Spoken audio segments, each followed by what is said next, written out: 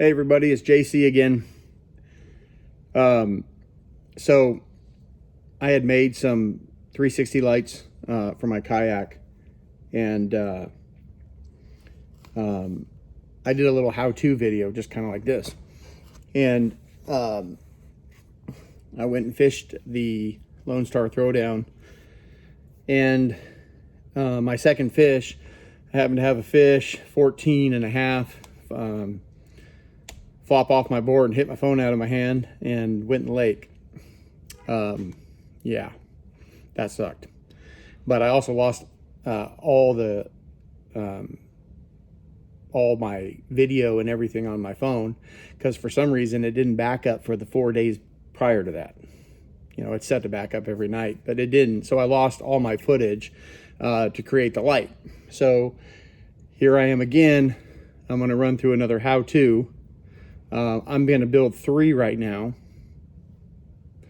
and these are going to be for sale over at Anglers Pro Tackle in North Richland Hills. So you can go see my buddy Rick, and you can buy one if you don't have the means to build one, or don't want to build one, or whatever. They're really cool lights. They're on a voltage switch, so you can get them really bright or you can turn them down. And they're portable, so you can take them with you. You can walk to your car with a light. You know, if it's dark out in the morning, you can use them to light up the area as you're loading. Really cool light. So the really cool thing is they're run off of, like a power pack, like a power brick, and the light will run for 9 to 10 hours roughly. So let me run through kind of what supplies I have, or what parts I'm using. I'm using it at PVC. So my original one that I had built, I just went to Home Depot and bought some PVC. Relatively cheap, works great, Schedule 40, good stuff. This time I wanted to do something a little different. I'm going to make these look like the American flag, red, white, and blue. I think it's pretty cool. So I ordered some PVC. So I got some red, and I got some blue.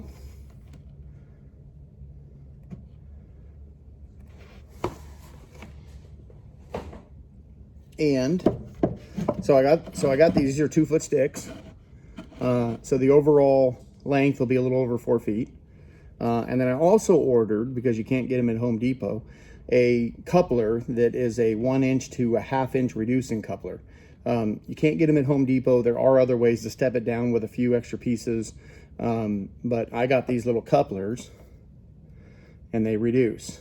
So basically what we're going to have is my red, white, and blue power stick.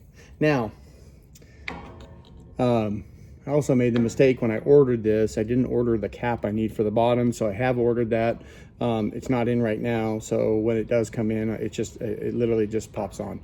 So that's it. So that's some of the pieces. What else I have are these USB to fan adapter cables. Pretty cool. What this is a little dial that increases the voltage from 5 volt to 12 volt. Little power sticks, all of them are 5 volt. Now you can get some that are 12 volt, but most of them are 5 volt. And so the lights that I'm running work from 9 to 30 volts. So 5 volt doesn't work. So I got this little dial, and the dial will allow me to increase the voltage to 9 volt. Sorry, to 12 volt. So what else I have, and this is the light, and I'll link all this stuff below. The do-it-yourselfers, you're going to do it yourself. But like I said, if you want to buy one, go over to Anglers Pro Tackle and see my friend Rick. And so here's the bulb. It's a little 1157 LED. These work from 9 to 30 volt. So cool little light. With a little modification, they slip right in.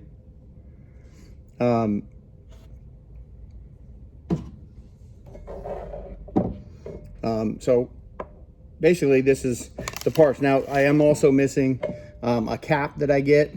I'll have to edit the video and I'll go get the caps in a little bit and finish that off, but I'll add that in when I edit the video. So basically here's basically how to do it. Now that you got the rundown, the first thing I want to do is I got a soldering iron and it's plugged in because they're going to do some soldering. Hopefully I can kind of get closer to show you how I'm doing the soldering. Last time I did the video, I didn't do so great at that. I want to show you kind of how I did it. It's very simple if you solder. Even if you don't solder, it's not real hard. And then the other thing I want to do is, if you look at these little bulbs, if you're used to car sockets, they have a little pin here and here. One's low, one's high. That's, you know, how you put it in. You twist them into your light, you know, in your car socket, and they're good. And they're dual pole. If you look, they're dual pole. So, you know, one's tail light and one's brake and blinker. And so what we're going to do is we're going to solder across both because we want both lights, all lights to work. So we're going to solder across both, and then the sheath right here is your ground. So we're going to solder that. But to do that, these little nubs are keeping me from inserting into my tube. So I am going to go grind these off. Okay. So I will be back. I will show you. You know, you can knock them down with a file. I happen to have a belt sander. So I'm just going to knock them down real quick. I'll take, actually, I got to do 3 of them. So let me get my bulbs out of here. So come on over here. Let's go. Let's see if I can set this up. How about that?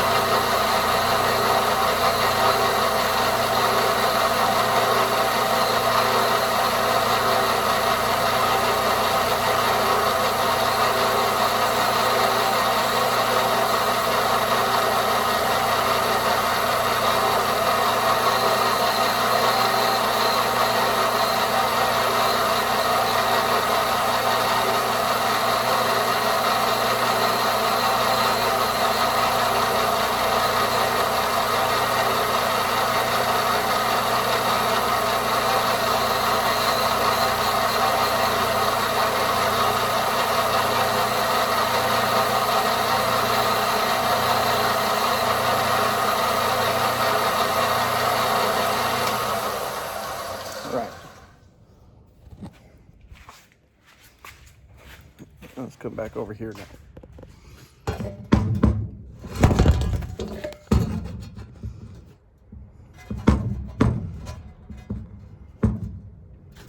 Ay, ay, ay.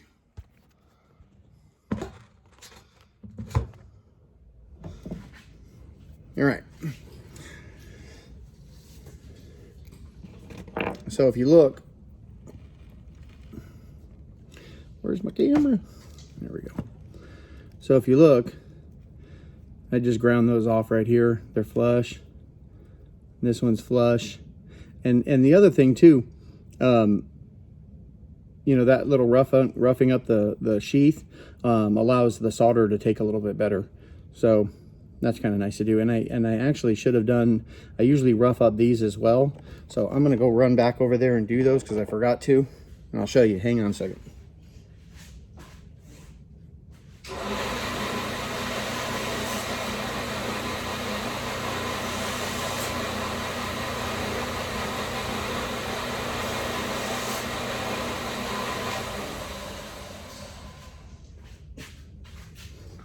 So just real quick, I just kind of did a swipe, and you might not be able to see it, but if you look, I just kind of swipe that with the belt just to kind of rough it up. It'll allow the solder to take a little easier. Not that it's real hard anyways, but you know, a rough surface will have pits and grooves, and the solder falls in, and it allows it to hold a little better. So those are my 3 bulbs.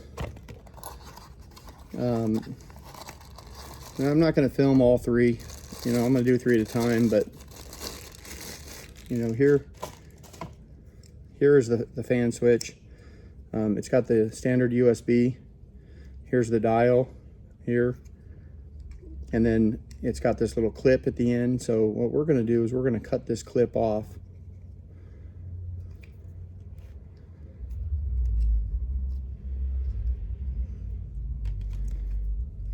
And normally I'll just have some wire cutters, but this isn't really heavy wire, so I'm just going to cut it with some scissors.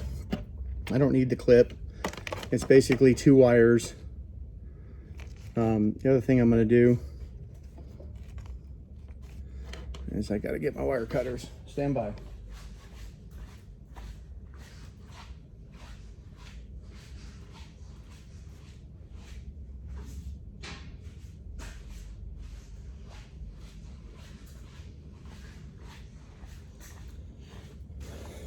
So something you got to do is I'm just going to peel back some of this sheath,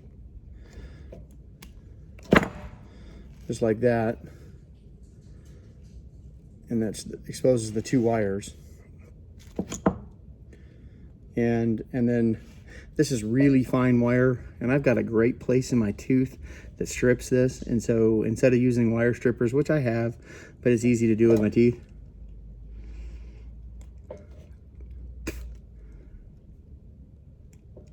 like I said, I got this perfect little notch in my tooth. And so if you look, let me just strip those pretty quickly. I'm going to twist these up because, as you know, one's positive and one's negative. And actually, thinking about the positive needs to be a little longer. There we go. Because the positive, like I said, is going to span across both poles. So the other thing I need to do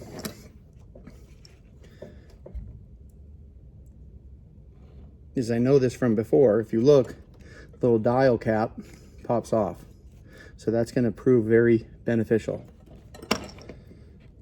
So now what I need to do is I need to prep my pipe. You heard it. I need to prep my pipe. So I'm going to look on my messy bench. Oh, there they all are for the Sharpies. And, you know, this isn't an exact science, but this is the end that goes into your rod holder on your boat, on your backpack, attached to your milk crate. This is the end.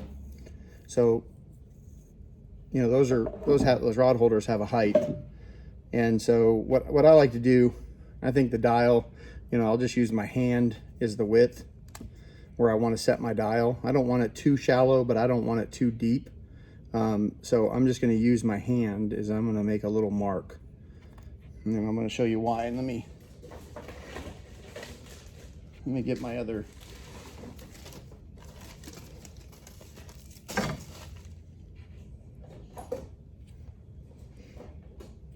Here's my other one.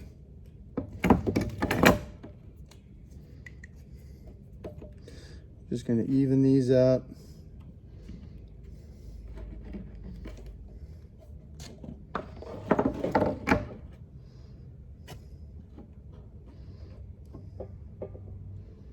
I'm just going to make a mark and make a mark. Now, granted, again, I'm doing 3, so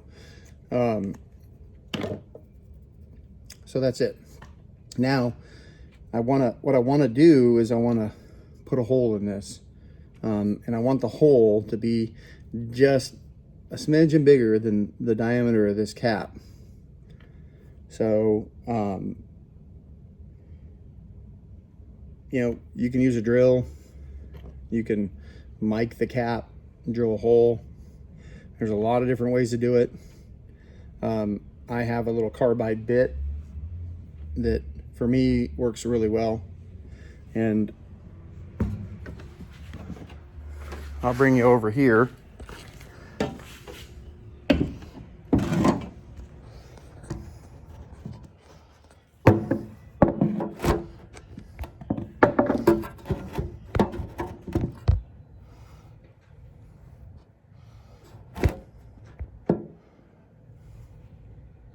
I think that works pretty good.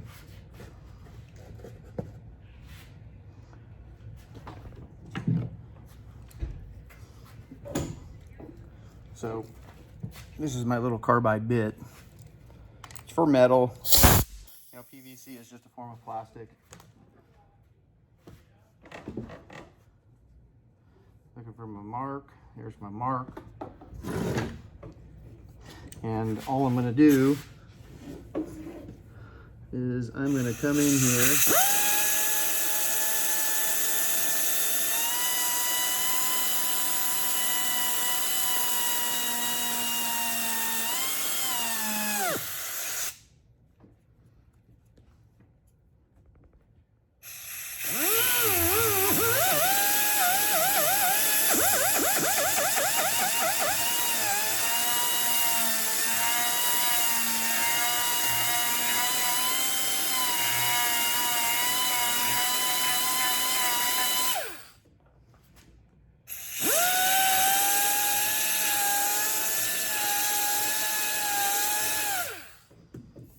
So I'm going to come in here and I'm going to make a hole. And then what I'm going to do is I'm going to come over here and say, man, does my cap fit? No, cap's a little small. I mean, the hole's a little small. So I'm going to come back over.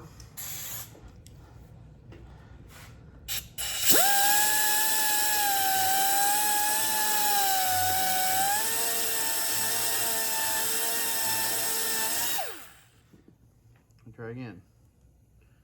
And I'm almost there.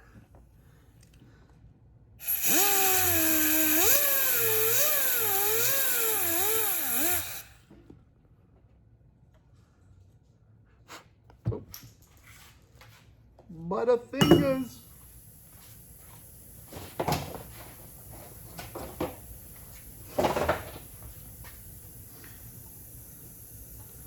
Almost. It's just barely starting to go in, but it's got to go all the way in. So if my hole happens to be a little odd round, I'm just going to fix it.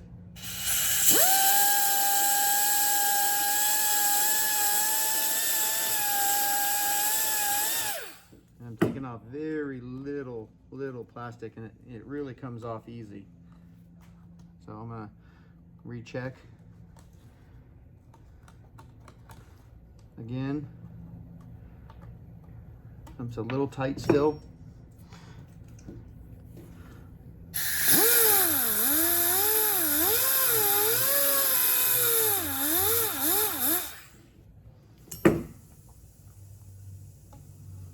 Okay, that's in, but I don't like the tension that it has on it, and obviously you can't tell that from the video, but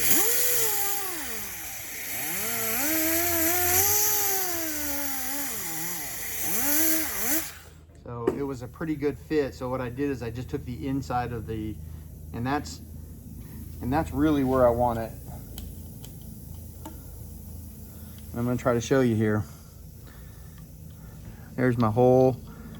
Here's my cap, and if you look, that cap fits really nice, and there's no tension when I turn it.